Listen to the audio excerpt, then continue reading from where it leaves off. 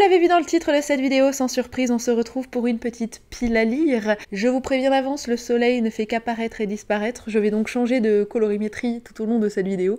Soyez prêts à ces effets de lumière. J'aurais aimé vous proposer la poursuite d'un challenge, suivre les menus d'un challenge, mais je me suis rendu compte ces dernières années que je suis parfaitement incapable de les respecter. Je ne sais pas, je lis vraiment tellement au fil de l'eau que même mes piles à lire, je les oublie. Donc là, ma petite pile à lire, je vais la mettre pour les 3 mois du printemps qui arrivent. On va se concentrer sur mars, avril, mai, à peu près, hein, puisque le printemps ça commence pas tout de suite au début du mois de mars, mais on va se concentrer sur un petit trimestre où je vais essayer de faire ces différentes lectures parce que pour certaines, je les ai depuis très longtemps dans ma pile à lire et elles me font envie, mais vu que je lis que des livres de bibliothèque, bah je les lis pas. Allez, elle est assez diversifiée, il y a de la SFFF, il y a des thrillers, il y a du contemporain et de l'historique, donc il y a de quoi faire. J'attrape le premier livre que je vois, La ville sans vent, le tome 2, d'Éléonore Bévillepoix.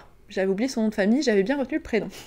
Il s'agit donc du tome 2 de la duologie de La ville sans vent. Je suis pas sûre que je vous l'avais vraiment présenté d'ailleurs, le premier tome, puisque j'ai dû le lire dans cette période où je filmais absolument pas, et j'avais adoré La vie sans vent. C'était un très gros coup de cœur à ce moment-là de cette année. C'est donc un roman adressé, je crois, normalement à un public jeune adulte de fantasy, mais ça peut honnêtement très bien s'apprécier par un public adulte. On y suit principalement 2 personnages. Le premier s'appelle Arca, c'est une jeune fille qui a, je crois, autour de 13-14 ans, il me semble, qui est à la recherche de son père, qu'elle n'a pas connu, et qu'elle sait être présent dans la ville d'Hyperborée. Arrivée là-bas, dans cette fameuse ville, elle va rencontrer l'Astyanax, qui est un jeune mage qui vient tout juste en fait d'être diplômé, qui va pouvoir devenir un mentor, et qui a d'ailleurs cette mission durant l'histoire. Leur parcours, ils vont se rencontrer puisque tous les deux vont avoir un objectif commun, c'est de percer le mystère, un mystère pas très rigolo, c'est-à-dire la mort du mentor de l'Astyanax. Hyperborée, c'est une ville qui est régie par la magie, qui est couverte d'un dôme, c'est pour ça qu'elle est appelée la ville sans vent, puisque aucun vent,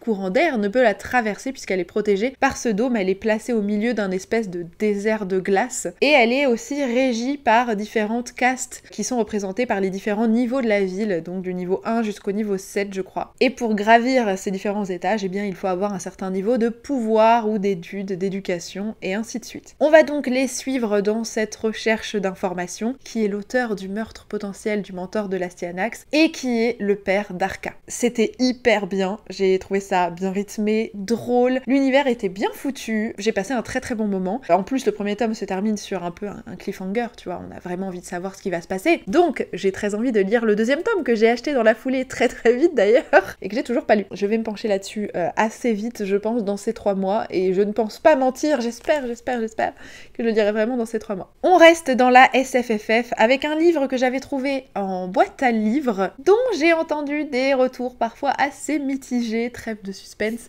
Ce livre, c'est La 9e maison de Les Bardugo. C'est donc un roman, je crois, plutôt fantastique qui s'adresse pas spécifiquement à un public jeune adulte, mais le personnage qu'on suit, je crois, est une jeune adulte, elle est en université, donc elle doit avoir, je sais pas moi, 19-20 ans dans ces eaux-là. Une université qui visiblement est magique, ou en tout cas la magie existe, je sais pas si elle est reconnue de tous ou si c'est de certains élus qui se cachent. Notre personnage principal a visiblement le don de pouvoir parler aux fantômes ou en tout cas de les voir et d'interagir avec. Elle va visiblement intégrer une espèce de sororité ou fraternité donc qui interviennent dans cette université. Et cette maison en particulier apparemment va régir la magie dans les différentes maisons et sororité, fraternité, j'en sais rien, qui sont dans cette université. De ce que je sais, le personnage principal a assisté à un meurtre et on lui demande également de percer le mystère en fait de tout ça. Je sais pas si le résumé est bien clair, mais en tout cas c'est ce qu'a l'air de nous raconter la 4e de couverture, donc on verra. J'ai entendu des avis relativement mitigés, dont certains qui dénonçaient des contenus un peu problématiques dans ce livre. Je crois que l'autrice est pas toute propre non plus, il me semble, mais je me suis pas trop penchée sur le sujet, donc je n'en sais rien. J'essaierai de vous en faire un retour dès que possible dans mes tops ou flops de mes différents mois, s'il y a de quoi dire. Dernier livre de cette catégorie de SFFF, il s'agit de Le Dernier Né de Noémie Bourgeois.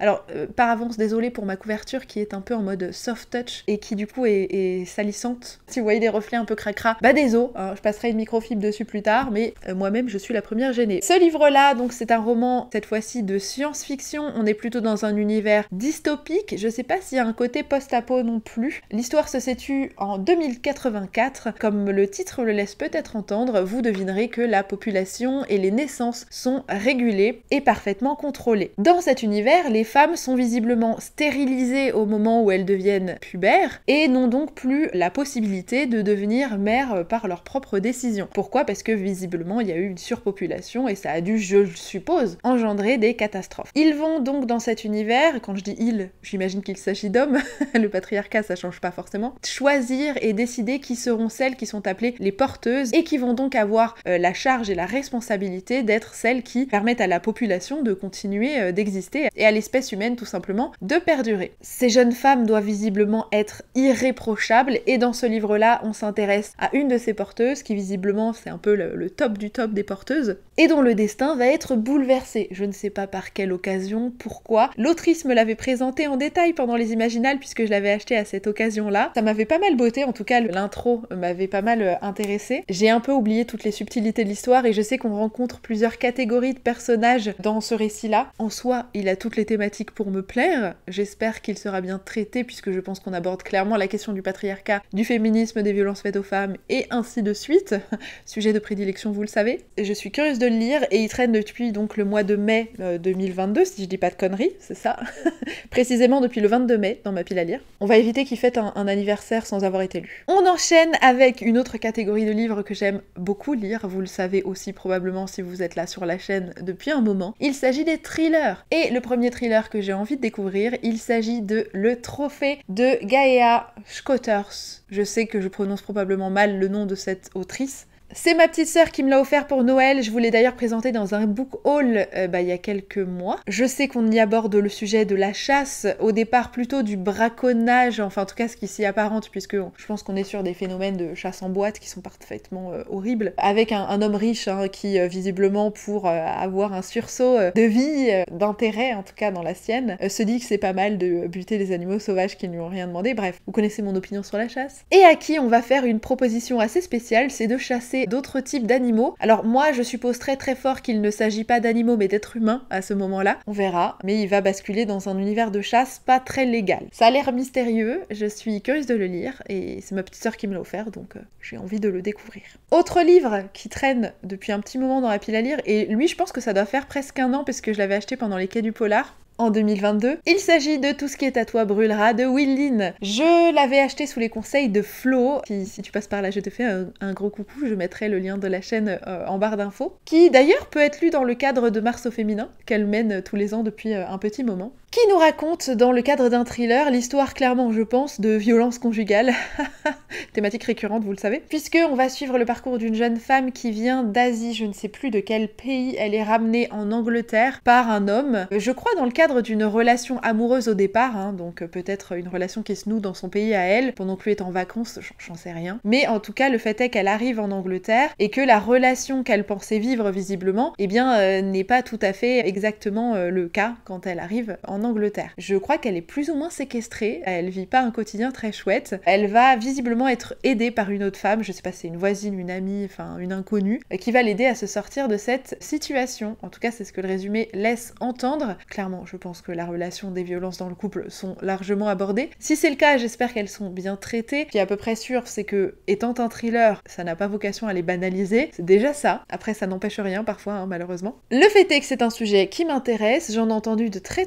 bons retours. Et si Flo l'a aimé, je pense quand même que ça traite bien le sujet. Et on enchaîne avec un thriller que j'ai très envie de découvrir. Il s'agit de After the Silence de Louise O'Neill. Louise O'Neill, je vous en ai parlé plein de fois sur cette chaîne, c'est une autrice que j'aime très fort. Je trouve qu'elle fait de très bons livres qui abordent très souvent la question du patriarcat et des violences faites aux femmes, mais de tout type, patriarcales, sociétales, physiques, sexuelles, psychologiques, enfin bref, toutes ces joyeusetés que nous vivons au quotidien. Elle les aborde assez régulièrement dans différents types d'ailleurs de littérature, puisqu'elle fait aussi bien du fantastique, de la dystopie, elle va vous faire du thriller, une dark romance également. Bref, elle est assez polyvalente et c'est aussi pour ça que je l'aime et surtout elle traite très bien ces sujets, assez pour les louanges faites à Louise O'Neill. After the Silence, c'est donc un thriller cette fois-ci qui se situe, il me semble, en Irlande. Louise O'Neill est une autrice irlandaise. On y suit une affaire qui visiblement a bouleversé l'Irlande. Alors je suppose que c'est une affaire fictive, hein. Je sais pas d'ailleurs si elle s'est inspirée d'une réalité, peut-être, c'est possible. Dans cette affaire, une jeune femme va décéder suite à une soirée qui se passe sur une île et 2 personnes vont être accusées de son meurtre, un homme